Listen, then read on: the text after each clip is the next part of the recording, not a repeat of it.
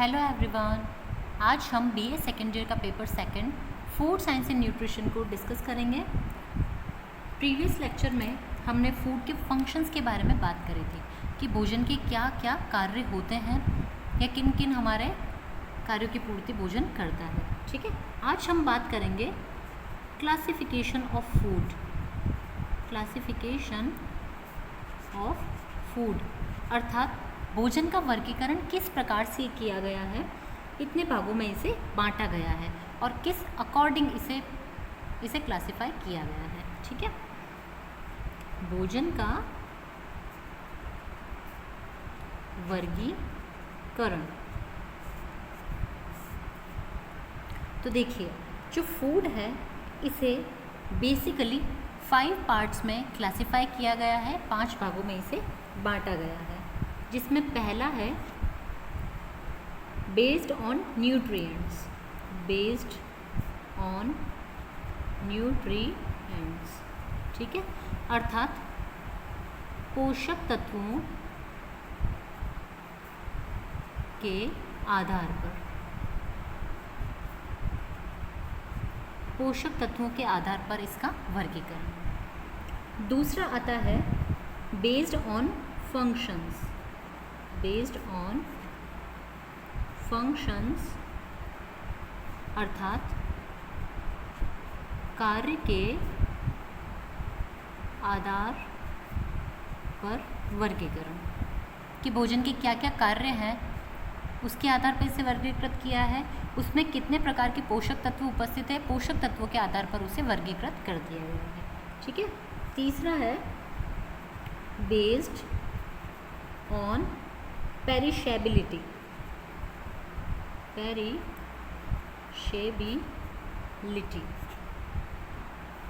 Means नश्वरता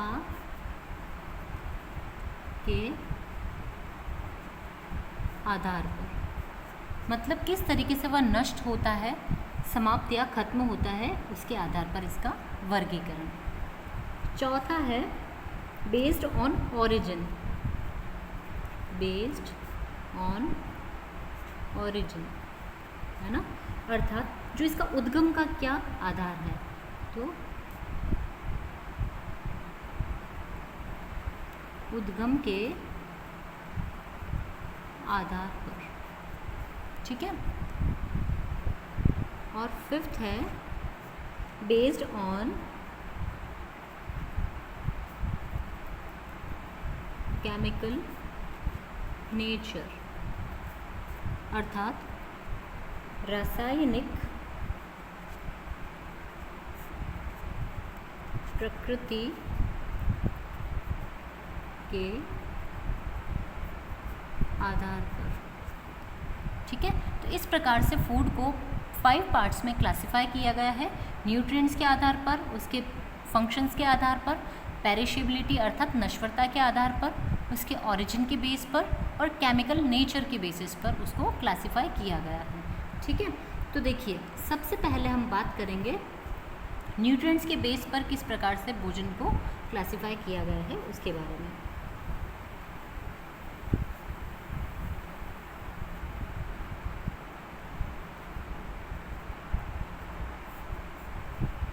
तो देखिए, जो पोषक तत्व हैं हमें पता है कि कितने प्रकार के होते हैं, है ना, तो हमें पता है कि बेसिकली 6 टाइप्स के न्यूट्रिएंट्स होते हैं, है ना, 6 टाइप के न्यूट्रिएंट्स होते हैं, जिसमें से 3 मेजर होते हैं, जो है कार्बोहाइड्रेट, फैट एंड प्रोटीन, है ना, और 3 माइनर होते हैं। ठीक है, जो होते हैं हमारे विटामिन्स, मिनरल्स एंड वाटर। ठीक है, ये 3 होते हैं। तो यहाँ पर जो न्यूट्रिएंट्स के बेसिस पर फूड को क्लासिफाई किया गया है, इन 6 न्यूट्रिएंट्स को ध्यान में रख करके ही किया गया है। ठीक है, तो देखिए, इसमें क्लासिफाइड फूड जो होते हैं वो 3 प्रकार के होते हैं, जिसमें पहला है body building foods. Body building foods, है ना, बॉडी बिल्डिंग का मतलब क्या होता है? शरीर का निर्माण करने वाले भोजन, शरीर निर्माणात्मक भोज्य पदार्थ। ठीक है, ये हमारा पहला इसका टाइप है। तो देखिए, हमारे शरीर का निर्माण करने का अर्थात जो बॉडी बिल्डिंग का काम होता है ना, वो हमें पता है किसका होता है? प्रोटीन का होता है ना। प्रोटीन का ही तो काम होता है बॉडी बिल्डिंग करना। हमारी बॉडी के अंदर जो सेल्स होती हैं, टिश्यूज़ होते हैं, है ना, हमारी पूरी बॉडी किसकी मिल करके बनी हुई है? इन्हीं से मिल करके बनी हुई। साथ ही साथ में जो हार्मोन्स हैं, ठीक है, बहुत सारे जूसेस बनते हैं, इनमें भी प्रोटीन कई जगहों पर हेल्प करता है, हार्मोन्स बनाने में भी यह हेल्प करता है। ठीक है, तो इस प्रकार से बॉडी बिल्डिंग का जो बेसिकली फंक्शन होता है वो किसका होता है? प्रोटीन का। और साथ ही साथ में जो विटामिन और मिनरल्स होते हैं, इनका भी काम हमारा बॉडी बिल्डिंग का होता है। जैसे देखिए, जो विटामिन्स हैं और जो मिनरल्स की हम बात करें, ठीक है, तो जैसे हमारी बोन्स बनती है वो कैल्शियम से बन रही है, कैल्शियम फास्फोरस से मिलकर के बनती है। ठीक है, हमारा ब्लड है वो आयरन से मिलकर के बनता है, हीमोग्लोबिन से बनता है। उसके अलावा सारे कंटेंट जो होते हैं उसमें पाए जाते हैं। इसी प्रकार से जो विटामिन्स होते हैं ये भी इसी तरीके से बॉडी बिल्डिंग का काम करता है। ठीक है, तो देखिए, अब आपने देखा कि मेजरली जो प्रोटीन है, जो विटामिन्स हैं और जो मिनरल्स हैं, ये तीनों अपना बॉडी बिल्डिंग का फंक्शन परफॉर्म कर रहे हैं। तो इसके आधार पर पहला वर्गीकरण ये किया गया है। ठीक है, हमें इसका कार्य पता है। साथ ही साथ जो हमारी सेल्स और टिश्यूज़ में रप्चरिंग होती है, ठीक है, उनकी रिपेयरिंग होती है, तो वो कार्य करना भी किसका होता है? प्रोटीन का कार्य उसे पूरा करना होता है। ठीक है, इसके अलावा हमारे जो हेयर होते हैं, नेल्स होते हैं, ये भी हमारे प्रोटीन के ही बने होते हैं। हमारी त्वचा भी उसी की बनी हुई होती है, तो उसे भी ठीक करना इसी का कार्य होता है। और साथ ही साथ में तो एक हमें इसका फंक्शन पता ही है कि जब कार्बोहाइड्रेट और फैट एनर्जी प्रोवाइड करने में अनेबल होते हैं, उस टाइम पर प्रोटीन अपना प्राइमरी फंक्शन बॉडी बिल्डिंग को छोड़ करके और एनर्जी प्रोवाइड करने का काम करता है ना। तो इस तरीके से प्रोटीन के कार्य होते हैं। तो देखिए, जो प्रोटीन होता है हमें किन किन भोज्य पदार्थों से मिलता है? तो देखिए, प्रोटीन हमें एग से मिलता है, मिल्क से मिलता है ना, हमें एग से मिल रहा है। मिल्क जो एग होता है ना, यह बेस्ट क्वालिटी प्रोटीन होता है।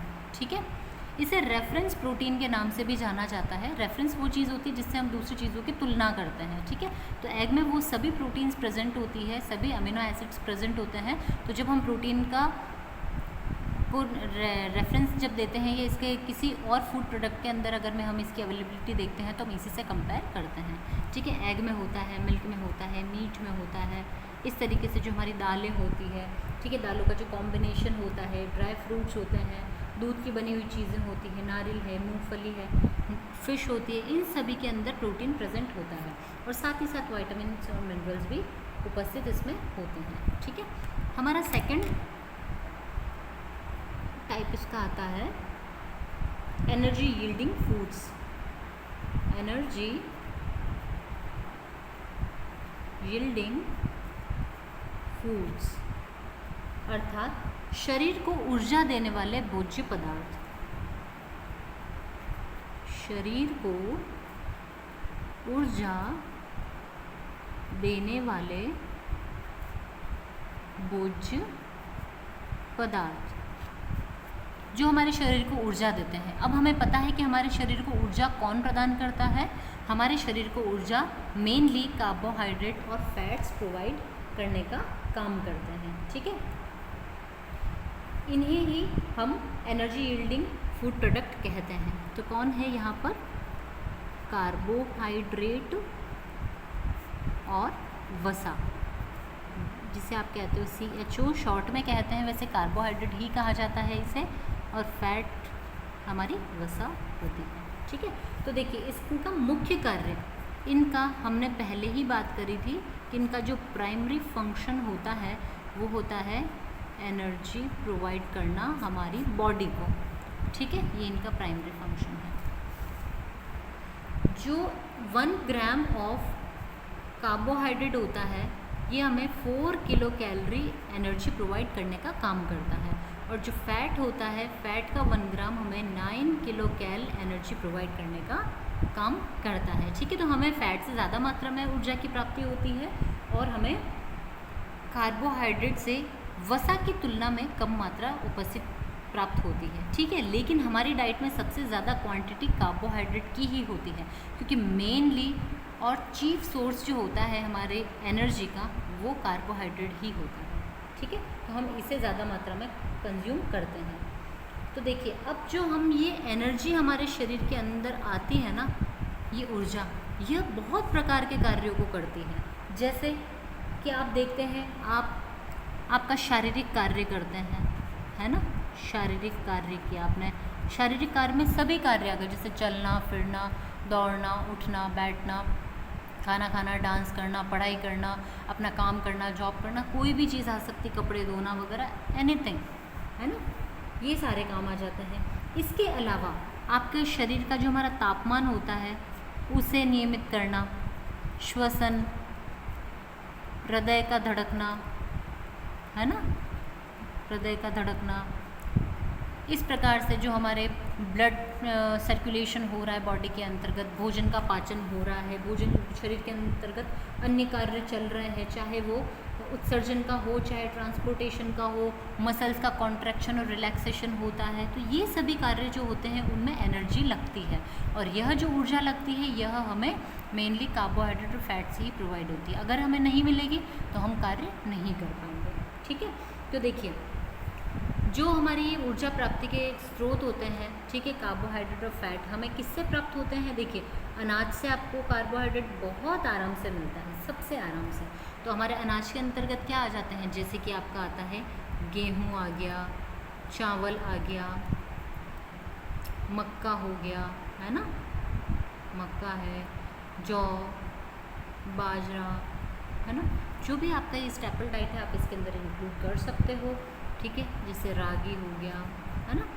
इसके अलावा जो शक्कर होती है उससे भी हमें बहुत मात्रा में कार्बोहाइड्रेट प्राप्त होती है। शक्कर हो गया, गुड़ हो गया, आलू हो गया, शकरकंदी हो गई, है ना, जड़ वाली जितनी भी सब्जियां होती है, इन सभी से हमें बहुत अच्छी मात्रा में कार्बोहाइड्रेट मिल जाता है।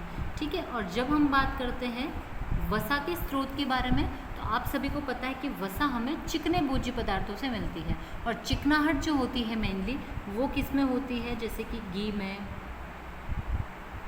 तेल में, मक्खन के अंतर्गत होती है, मक्खन हो गया, है ना। इसके अलावा डालडा घी हो गया है, ठीक है, और बीजों से प्राप्त होती है, क्योंकि सीड्स के से ही तो ऑयल निकलता है। ठीक है, और जो आपके सूखे मेवे होते हैं इनसे आपको वसा प्राप्त होती है। ठीक है, दूध से आपको वसा प्राप्त होती है, आपको अंडे से वसा प्राप्त होती है, मछली से वसा प्राप्त हो जाती है, मूंगफली है, नारियल है, ये सभी चीज़ें होती है, ये हमारे वसा प्राप्ति के स्रोत होते हैं। ठीक है, तो देखिए, हमें पता चल गया एनर्जी यील्डिंग फूड कौन से हैं और हमें कहाँ से प्राप्त होते हैं, बॉडी बिल्डिंग फूड्स कौन से हैं, ठीक है, और वो हमें कहाँ से प्राप्त होते हैं। ठीक है, अब न्यूट्रिएंट्स के बेसिस पर जो तीसरा टाइप है वो है body protective foods. Body protective foods अर्थात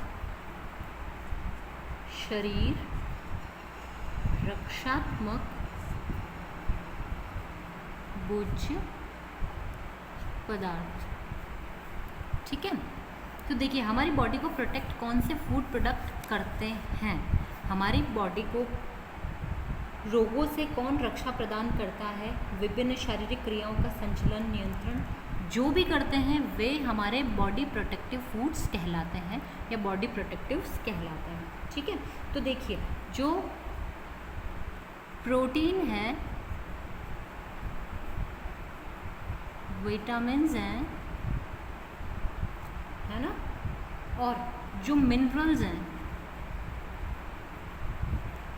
ये तीनों हमारी बॉडी को प्रोटेक्शन देने का काम करते हैं। ठीक है, हमारी बॉडी को प्रोटेक्शन देने का काम करते हैं। जैसे कि हमने पहले बात करी थी, हमारी बॉडी को जो इम्यूनिटी है ये प्रोवाइड करते हैं। ठीक है, इम्यूनिटी प्रदान करते हैं। इम्यूनिटी क्या होती है? रोग प्रतिरोधक क्षमता। विभिन्न प्रकार के रोगों से हमारे शरीर की लड़ने की क्षमता को रोग प्रतिरोधक क्षमता कहते हैं। ठीक है, तो देखिए ये हमें किससे प्राप्त होते हैं? जैसे कि हरी सब्जियां हो गई। ठीक है, हरी सब्जियों में सभी पत्ते वाली सब्जियां आ जाती, जैसे कि बथुआ हो गई, पालक हो गई, मूली के पत्तों की साग हो गए, चने के पत्तों का साग हो गया, सरसों का हो गया, है ना, मेथी हो गई, ये सभी हरे पत्ते वाली सब्जियां होती हैं। इसके अलावा सभी प्रकार के फल, सभी प्रकार के फल। तो देखिए फलों के बारे में भी आप जानते हैं कि हमारे पास में रंग बिरंगे कई प्रकार के प्राकृतिक फल उपस्थित होते हैं। जैसे कि देखिए आम हो गया, केला हो गया, अंगूर हो गया, संतरा हो गया, पपीता, अमरूद, अंगूर, लीची, नाशपाती, पाइनएप्पल, नारियल पानी, मतलब बहुत सारे ऐसे फल हैं हमारे पास में जो रंग बिरंगे होने के साथ साथ में बहुत सारे न्यूट्रिएंट्स को अपने अंदर समाहित रखते हैं। ठीक है, ये हो गए। इसके अलावा दूध हो गया, और दूध से बने पदार्थ, है ना, दूध से बनने वाले पदार्थ, दही हो गया, छाछ हो गया, मक्खन हो गया, पनीर हो गया, चीज़ हो गया, ये सभी चीज़ें होती हैं, है ना।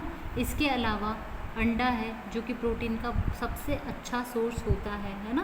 तो ये सभी चीज़ें प्रोटीन के साथ साथ विटामिन और मिनरल्स के भी बहुत अच्छे सोर्स होते हैं जो हमारे शरीर को प्रोटेक्शन देने का कार्य करते हैं। ठीक है, अब जैसे कि देखिए जो मिनरल्स में से जो कैल्शियम फॉस्फोरस होते हैं वो हड्डियों का निर्माण करते हैं, तो साथ ही साथ हमारे दांतों का भी निर्माण करते हैं। ठीक है, तो ये तीनों थे न्यूट्रिएंट्स के बेसिस पर फूड का क्लासिफिकेशन। ठीक है, अब हम बात करेंगे कि जो फूड है उसका क्लासिफिकेशन पेरिशेबिलिटी के अकॉर्डिंग किस प्रकार से किया गया है। ठीक है, तो पहले हम उसके पढ़ लेते हैं।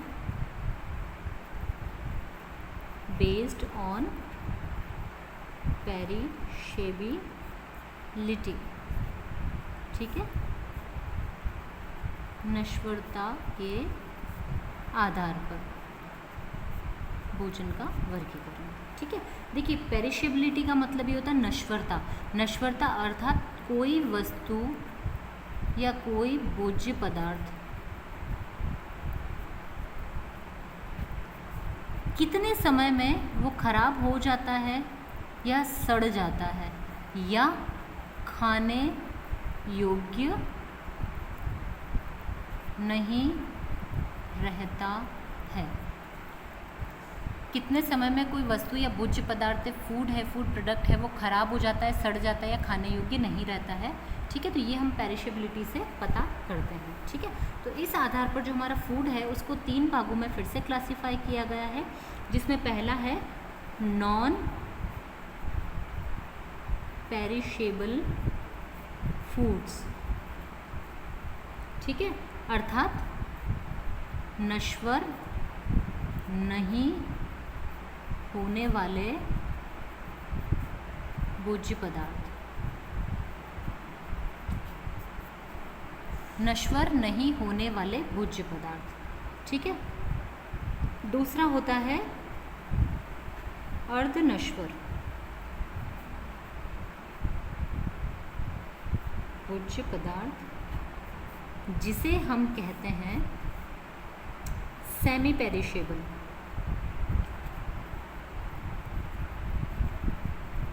Semi perishable foods. ठीक है, और तीसरा होता है हमारा पेरिशेबल फूड्स, जिसे आप कहते हो नश्वर भोज्य पदार्थ। ठीक है, तो देखो नॉन पेरिशेबल फूड प्रोडक्ट वो होते हैं जो कभी ख़राब नहीं होते हैं, है ना। इन भोज्य पदार्थों को आप कई मंथ्स तक, है ना, कई माह तक या वर्षों तक आप इनको स्टोर करके रख सकते हो।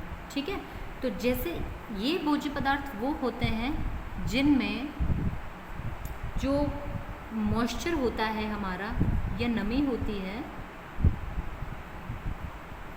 वो कितना होता है, 10% से कम होता है, अर्थात बहुत ही कम मात्रा में जिसके अंतर्गत जो नमी होती है ना, मॉइस्चर, वो होता है, जो कि 10% से भी कम होता है। तो जिसकी वजह से ये भोज्य पदार्थ खराब नहीं होते हैं। देखिए, पेरिशेबिलिटी जो होती है फूड की, वो वाटर के कंटेंट के आधार पर डिसाइडेड होती है। जितना ज़्यादा वाटर कंटेंट होगा फूड प्रोडक्ट उतना जल्दी ख़राब होगा, और जितना कम वाटर कंटेंट होगा फूड उतने लंबे समय तक आपका चलेगा। तभी आपने देखा होगा कि आपके अनाज होते हैं, ठीक है, या सूखे भोज्य पदार्थ होते हैं जिसमें पानी नहीं होता, आप उसे लंबे समय तक रख सकते हैं। लेकिन जिन भोज्य पदार्थों में पानी की मात्रा बहुत ज़्यादा होती है आप उसे लंबे समय तक नहीं रख सकते हैं। जैसे आपका दूध है, क्या आप दूध को लंबे टाइम तक स्टोर करके रख सकते हो? नहीं रख सकते हो। आपकी हरे पत्ते वाली सब्जियां हो गई, नॉर्मल सब्जियां हो गई, इन्हें हम नहीं रख सकते ज़्यादा टाइम तक, है ना। हम क्या करते हैं आजकल, फ्रिज का यूज़ करते हैं। फ्रीजिंग से क्या होता है, उसका टेम्परेचर कम होता है, तो फूड प्रोडक्ट की जो पेरिशेबिलिटी होती है वो बढ़ जाती है। ठीक है, अब देखिए, तो जिसमें 10% से कम होता है मॉइस्चर, वो कई महीनों या कई वर्षों तक आप स्टोर करके रख सकते हो। ठीक है, तो देखिए, कई बार हम क्या करते हैं कि देखो, बहुत सारे फूड प्रोडक्ट ऐसे होते हैं ना, आप चाहते हो कि वो आपके घर में ख़राब ना हो, तो आप उसे मॉइस्चर उसका हटा करके फिर रख देते हो। जैसे कि एक एग्जांपल, धनिया पत्ती आपको फ्रेश मार्केट में अवेलेबल होती है, एक ही दिन में वो मुरझा जाती है, तो आप क्या करते हैं, उसकी पत्तों को तोड़ करके हवा में या धूप में सुखा देते हैं, तो उससे उसका मॉइस्चर कंटेंट बिल्कुल हट जाता है। अब वो बिल्कुल ड्राई स्टेट में है, तो आप उसको कैसे भी और कितने महीनों तक रख सकते हो, वो ख़राब नहीं होगा, है ना। इस प्रकार से तो इसके कई सारे एग्जाम्पल, जैसे कि आपका सारे अनाज हो गए, दालें हो गई, आप देखते हो ये क्या लंबे समय तक ख़राब होती है क्या? नहीं होती है ना। जैसे कि आपका हल्दी है, मिर्च है ना, नमक होता है, ये सालों साल चीज़ें ही ख़राब नहीं होती है, इनको कोई नुकसान नहीं पहुंचता है। ठीक है, इसके अलावा जैसे कि आटा, सूजी, बेसन होता है, ठीक है, शक्कर होता है, घी होता है, तेल है, गुड़ है ना, घी हो गया, तेल हो गया, शक्कर हो गया, गुड़ हो गया, ये सभी भोज्य पदार्थ वो होते हैं कि जो इतने इजीली ख़राब नहीं होते हैं। दूसरे आते हैं हमारे सेमी पेरिशेबल फूड प्रोडक्ट, वो जो बहुत लंबे समय तक भी आप नहीं रख सकते, पर बहुत कम समय में भी वो ख़राब नहीं होंगे, और बहुत लंबे समय तक भी आप उन्हें नहीं रख सकते। ठीक है, तो देखिए, इनके अंदर जो मॉइस्चर कंटेंट होता है वो 10% से काफ़ी ज़्यादा होता है। ठीक है, तो देखिए, आप इन फूड प्रोडक्ट को कुछ वीक से लेकर के या किसी हफ्ता से लेकर के कुछ मंथ के लिए रख सकते हो। ठीक है, अब जैसे कि अपन बात करते हैं, जैसे कि बेसन होता है, ठीक है, इसके अलावा एग हो गया, है ना, इसको आप रख सकते हो, नींबू हो गया, आलू हो गया, अरबी हो गया। ठीक है, तो आप इनको क्या कर सकते हो, काफ़ी लंबे टाइम तक रख सकते हो, लेकिन आप एक साल भर तक तो आप नहीं रख सकते ना इन सब चीज़ों को। ठीक है, जैसे प्याज हो गया, नारंगी हो गई, ये कुछ दिनों तक पड़े रह सकते हैं आराम से, उसके पश्चात ये ख़राब होने लग जाएंगे। जैसे पोहा है, नमकीन है ना, चिप्स हो गए, इस प्रकार की चीज़ें जो होती है वो हमारी इसके अंतर्गत आती हैं। अब आते हैं perishable food product. Perishable food product वो होते हैं जिनमें मॉइस्चर कंटेंट फुल मात्रा में होता है। ठीक है, तो ये भोज्य पदार्थ ऐसे होते हैं जिनको आप कुछ घंटों से कुछ दिनों तक ही आप इसे रख सकते हो, अर्थात एक पूरा हफ्ता भी ज़रूरी नहीं है कि आप इसे रख पाएँ। अगर आप लंबे समय तक रखोगे तो जैसे इनका रंग है, ठीक है, आकार है, ठीक है, या फिर इनका जो टेक्सचर है फूड का, वो सभी क्या हो जाएंगे, परिवर्तित हो जाएंगे। ठीक है, ये सभी बदल जाते हैं। तो जैसे इसके उदाहरण हमारे पास में हो गए दूध, है ना, और दूध से बनने वाले जो भोज्य पदार्थ होते हैं वो, जैसे कि छाछ हो गया, दही है, पनीर है ना, इसके अलावा मांस, मछली हो गया, ठीक है, हरे पत्तेदार सब्जियां हो गई, ठीक है, जूसेस हो गए, आपके जूस होता है, आप उसको भी नहीं रख सकते लंबे टाइम तक, वो भी आराम से ख़राब हो जाता है। तो इन चीज़ों के लिए आपको किसकी, रेफ्रिजरेटर की आपको ज़रूरत पड़ती है, ताकि आप इनकी शेल्फ़ लाइफ को बढ़ा करके आप इन्हें कुछ दिनों तक आप वहाँ पर रख सकते हो, ठीक है। तो इस प्रकार से आज हमने इस लेक्चर में जो फूड है उसको इसके दो क्लासिफिकेशन हमने पढ़े हैं, जिसमें पहला है न्यूट्रिएंट्स के बेसिस पर और दूसरा है पेरिशेबिलिटी के बेसिस पर, ठीक है। इसी टॉपिक को हम आने वाले कमिंग नेक्स्ट लेक्चर में कंटिन्यू करेंगे। आई होप आपको ये लेक्चर अच्छे से समझ में आया होगा। इसी के साथ आज का हमारा लेक्चर ख़त्म होता है। Thank you.